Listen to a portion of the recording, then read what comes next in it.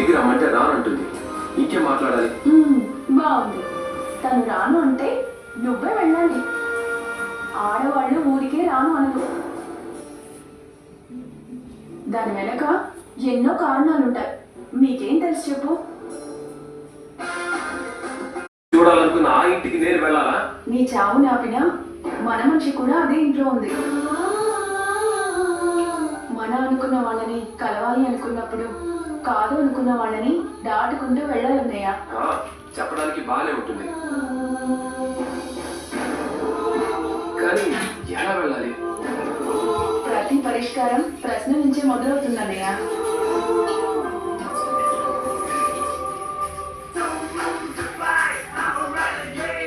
ఎక్కడున్నా?